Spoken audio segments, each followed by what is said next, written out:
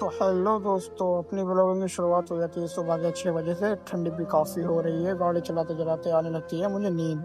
तो मैं चल देता हूँ सोने के लिए और सो करके उठ के थोड़ी सी भाई को कराता हूँ ट्रेनिंग, जो कि ये अभी नए नए आए हुए हैं। ट्रेनिंग कराने के बाद हम चल देते हैं खाना खाने के लिए। इतनी देर में खाना खा कर आते हैं तो टायर पंचर हुआ पड़ा होता है हमारा, तो फटाफट से खुलवा कर देते हैं टायर जुड़वाने के लिए। तो भाई साहब ये देखिए, टायर जुड़कर हवा पड़ने लगी।